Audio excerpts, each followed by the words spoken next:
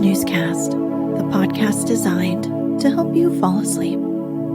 Find us on snoozecast.com and follow us on Instagram @snoozecast to find behind-the-scenes content. If you'd like to get an email once a week with upcoming sleep stories and other news, subscribe to the Snoozeletter at snoozecast.com. This episode is brought to you by Lilies and Snowdrops. Tonight, we'll read the next part to The Secret Garden, a novel by Frances Hodgson Burnett. If you'd like to listen to this story's episodes easily in order, go to snoozecast.com/series. In the last episode, Mary discovers her cousin Colin, who is Mr. Craven's secret son. He is the same age as Mary, often in pain and miserable from it. We will pick up during their first middle-of-the-night conversation in his dimly firelit bedroom.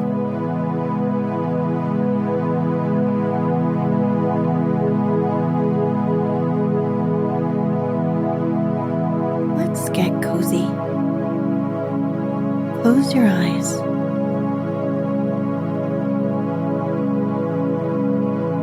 Relax your body into the softness of your bed.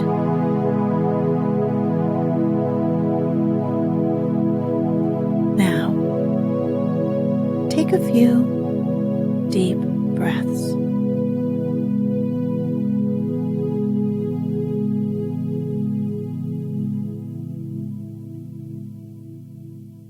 Colin seemed to like the sound of Mary's voice. As she went on talking, he listened in a drowsy, interested way. Once or twice she wondered if he were not gradually falling into a doze. But at last he asked a question which opened up a new topic. "How old are you?" he asked. "I am 10, answered Mary, forgetting herself for the moment. "And so are you." "How do you know that?" he demanded in a surprised voice. "Because when you were born, the garden door was locked and the key was buried." Colin half sat up, turning toward her, leaning up on his elbows. "What garden door was locked? Who did it? Where was the key buried?" he exclaimed, as if he were suddenly very much interested. It was the garden Mr. Craven hates," said Mary nervously. "No one has been allowed to go into it for 10 years, was Mary's careful answer.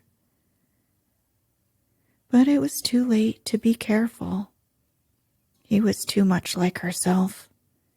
He, too, had had nothing to think about, and the idea of a hidden garden attracted him as it had attracted her. He asked question after question. Where was it? Had she never looked for the door? Had she never asked the gardeners? "They won't talk about it," said Mary. "I think they have been told not to answer questions." "I would make them," said Colin. "Could you?" Mary faltered, beginning to feel frightened. If he could make people answer questions, who knew what might happen? "Everyone is obliged to please me. I told you that," he said. "If I were to live, this place would sometime belong to me. They all know that. I would make them tell me." Mary had not known that she herself had been spoiled, but she could see quite plainly that this mysterious boy had been. He thought that the whole world belonged to him. How peculiar he was, and how coolly he spoke of not living. "Do you think think you won't live?" she asked, partly because she was curious, and partly in hope of making him forget the garden. "I don't suppose I shall," he answered as indifferently as he had spoken before. "Ever since I remember anything, I have heard people say I shan't. At first they thought I was too little to understand, and now they think I don't hear, but I do. My doctor is my father's cousin. He is quite poor, and if I die, he will have all Misselthwaite when my father is dead. I should think he wouldn't want me to live." "Do you want to live?" inquired Mary. "No," he answered, in a cross, tired fashion. "But I don't want to die. When I feel ill, I lie here and think about it until I cry and cry." "I have heard you crying 3 times, said Mary, "but I did not know who it was. Were you crying about that?" She did so want him to forget the garden. "I dare say," he answered. "Let us talk about something else. Talk about that garden. Don't you want to see it?" "Yes," answered Mary, in quite a low voice. "I do," he went on persistently. "I don't think I ever really wanted to see anything before, but I want to see that garden. I want the key dug up. I want the door unlocked. I would let them take me there in my chair. That would be getting fresh air. I'm going to make them open the door." He had become quite excited, and his strange eyes began to shine like stars and looked more immense than ever. "They have to please me," he said. "I will make them take me there, and I will let you go too." Mary's hands clutched each other. Everything would be spoiled. Everything. Dickon would never come back. She would never again feel like a missel thrush with a safe hidden nest. "Oh, don't do that," she cried out. He stared, as if he thought she had gone crazy. "Why?" he exclaimed. "You said you wanted to see it." "I do," she answered, almost with a sob in her throat. "But if you make them open the door and take you in like that, it will never be a secret again." He leaned still farther forward. "A secret," he said. "What do you mean? Tell me." Mary's words almost tumbled over one another. You see, she panted. "If no one knows but ourselves, if there was a door hidden somewhere under the ivy, if there was, and we could find it, and if we could slip through it together and shut it behind us, and no one knew anyone was inside, and we called it our garden and pretended that we were missel thrushes and it was our nest, and if we played there almost every day and dug and planted seeds and made it all come alive—" "Is it dead?" he interrupted her. "It soon will be if no one cares for it," she went on. "The bulbs will live, but the roses—" He stopped her again, as excited as she was herself. "What are bulbs?" he put in quickly. They are daffodils and lilies and snowdrops. They are working in the earth now, pushing up pale green points because the spring is coming." "Is the spring coming?" he said. "What is it like? You don't see it in rooms if you are ill." "It is the sun shining on the rain, and the rain falling on the sunshine, and things pushing up and working under the earth," said Mary. "If the garden was a secret and we could get into it, we could watch the things grow bigger every day and see how many roses are alive. Don't you see? Don't you see how much nicer it would be if it was a secret?" He dropped back on his pillow and lay there with an odd expression on his face. "I never had a secret," he said, "except that one about not living to grow up. They don't know I know that, so it's sort of a secret.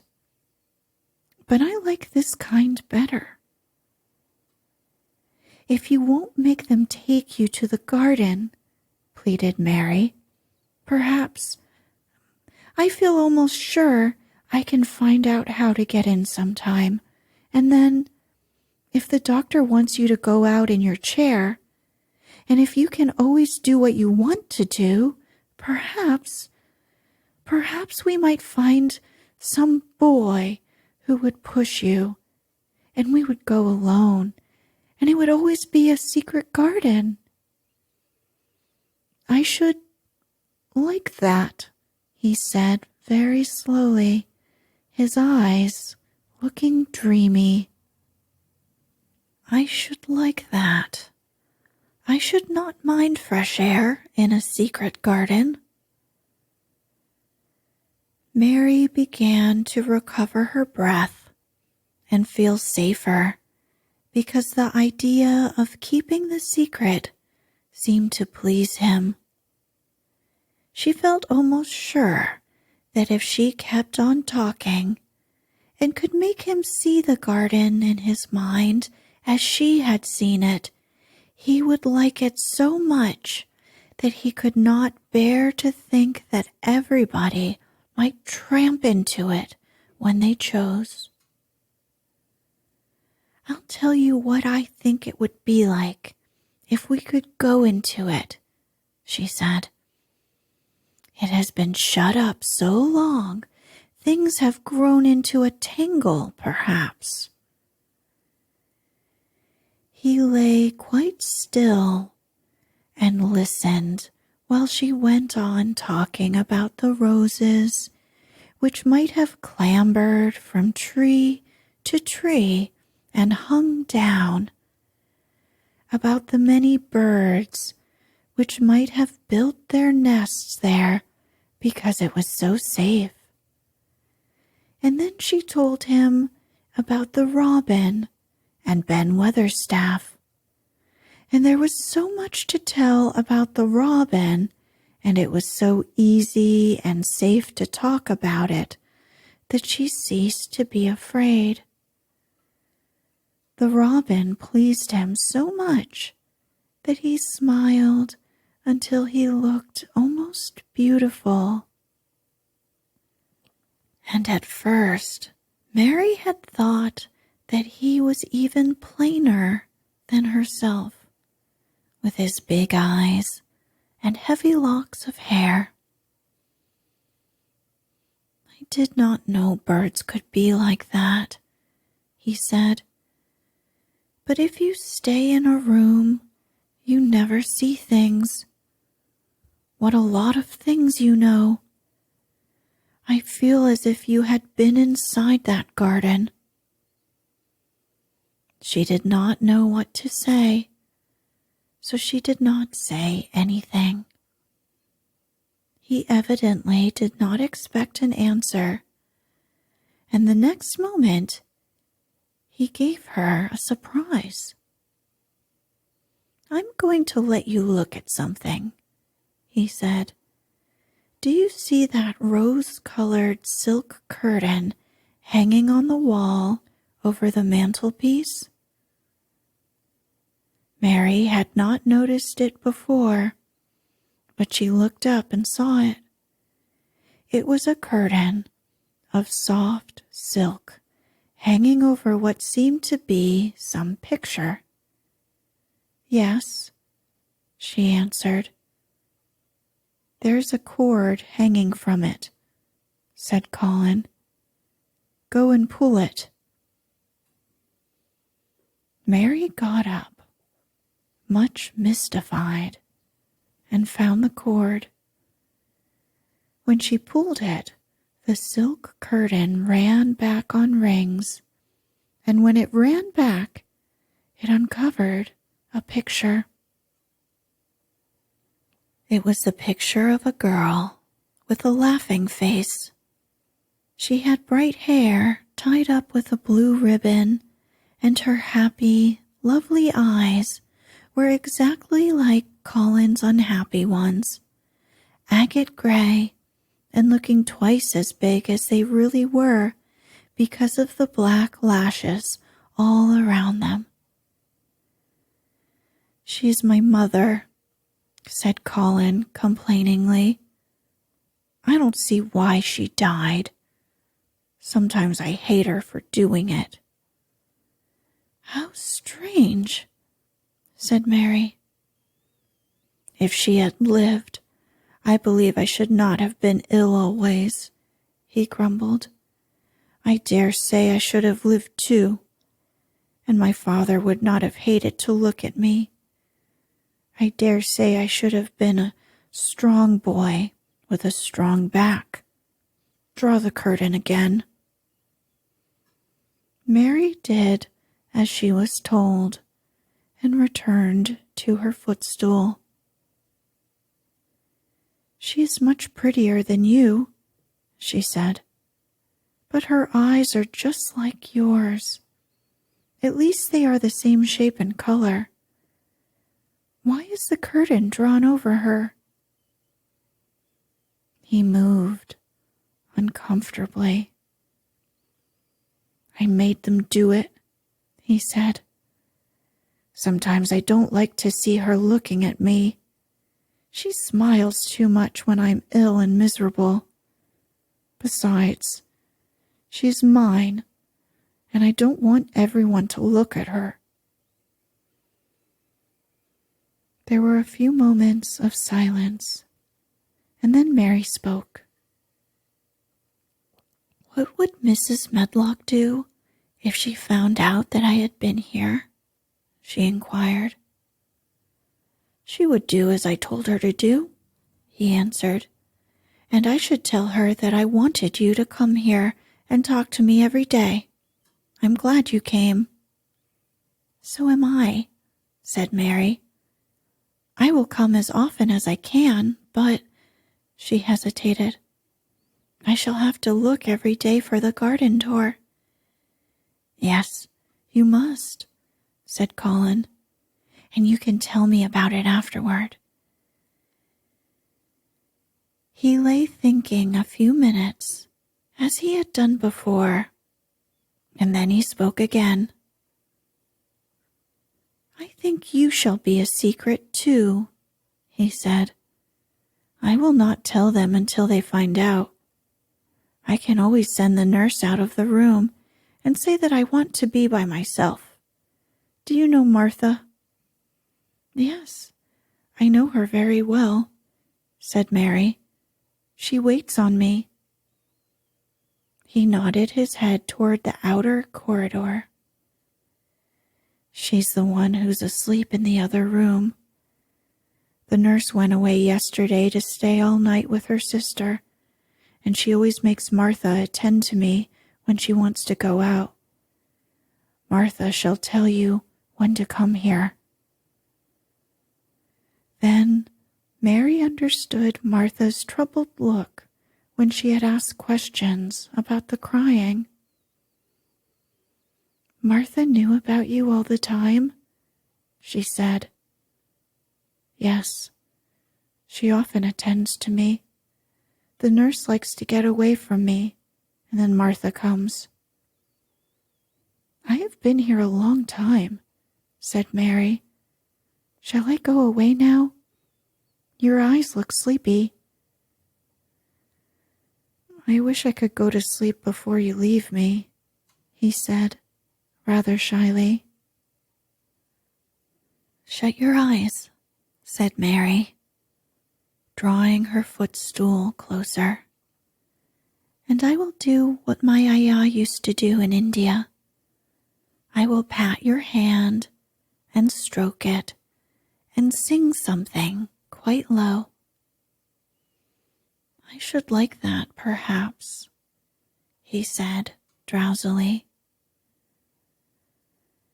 Somehow she was sorry for him and did not want him to lie awake, so she leaned against the bed and began to stroke and pat his hand and sing a very low little chanting song in Hindustani. That's nice, he said more drowsily still, and she went on chanting and stroking, but when she looked at him again, his black lashes were lying close against his cheeks, for his eyes were shut, and he was fast asleep. So she got up slowly, took her candle, and crept away without making a sound. The moor was hidden in mist when the morning came, and the rain had not stopped pouring down. There could be no going out of doors. Martha was so busy that Mary had no opportunity of talking to her, but in the afternoon she asked her to come and sit with her in the nursery. She came bringing the stocking she was always knitting when she was doing nothing else. What's the matter with thee? She asked as soon as she sat down. You look as if you've something to say. I have found out what the crying was from, said Mary. Martha let her knitting drop on her knee and gazed at her with startled eyes. You haven't, she exclaimed. Never. I heard it in the night, Mary went on, and I got up and went to see where it came from. It was Colin. I found him. Martha's face became red with fright. Oh, Miss Mary, she said, half crying. You shouldn't have done it. Oh, you shouldn't have. You'll get me in trouble. I never told you nothing about him. I shall lose my place, and what'll Mother do? You won't lose your place, said Mary. He was glad I came. We talked and talked, and he said he was glad I came. Was he? Cried Martha. Art thou sure? Thou doesn't know what he's like when anything vexes him. He's a big lad to cry like a baby, but when he's in a passion, he'll fair scream just to frighten us. He knows us doesn't dare call our souls our own. He wasn't vexed, said Mary. I asked him if I should go away, and he made me stay. He asked me questions, and I sat on a big footstool and talked to him about India and about the robin and gardens. He wouldn't let me go. He let me see his mother's picture. Before I left him, I sang him to sleep. Martha fairly gasped with amazement. "I can scarcely believe thee," she protested. "It's as if you've walked straight into a lion's den. If he'd been like he is most times, he'd have throwed himself into one of his tantrums and roused the house. He won't let strangers look at him." "He let me look at him. I looked at him all the time, and he looked at me. We stared," said Mary. "I don't know what to do," cried agitated Martha. "If Mrs. Medlock finds out, she'll think I broke orders and told thee, and I shall be packed back to Mother." "He's not going to tell Mrs. Medlock anything about it yet. It's to be a sort of secret just at first," said Mary firmly. "And he says everybody is obliged to do as he pleases." "Aye, that's true enough, the bad lad," sighed Martha, wiping her forehead with her apron. "He says Mrs. Medlock must, and he wants me to come and talk to him every day, and you are to tell me when he wants me." "Me?" said Martha. "I shall lose my place. I shall for sure." "You can't if you are doing what he wants you to do, and everybody is ordered to obey him," Mary argued. "Does that mean to say," cried Martha, with wide open eyes, "that he was nice to thee?" "I think he almost liked me," Mary answered. "Then thou must have bewitched him," decided Martha, drawing a long breath. "Do you mean magic?" inquired Mary. "I've heard about magic in India, but I can't make it. I just went into his room, and I was so surprised to see him, I stood and stared.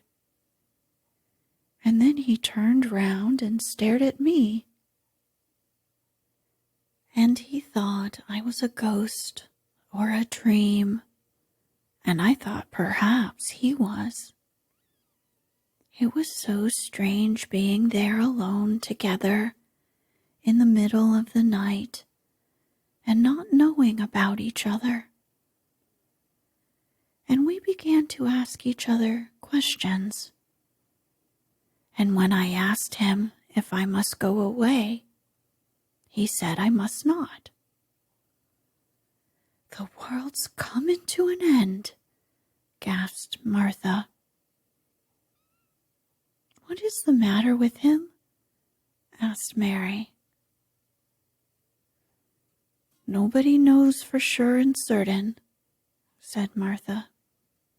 "Mr. Craven went off his head like when he was born. The doctors thought he'd have to be put in asylum. It was because Mrs. Craven died, like I told you. He wouldn't set eyes on the baby. He just raved and said it'd be another hunchback like him, and it'd better die." "Is Colin a hunchback?" Mary asked. "He didn't look like one." "He isn't yet," said Martha, "but he began all wrong. Mother said that there was enough trouble and raging in the house to set any child wrong. They was afraid his back was weak, and they've always been taking care of it, keeping him lying down and not letting him walk. Then a big doctor came to see him and said there'd been too much medicine and to let him have his own way. I think he's a very spoiled boy," said Mary. Oh, he's the worst young little boy I've ever known, said Martha. I won't say as he hasn't been ill a good bit, but he's been out of his head, and she was talking to the nurse. It's all something. Mary sat and looked at the fire.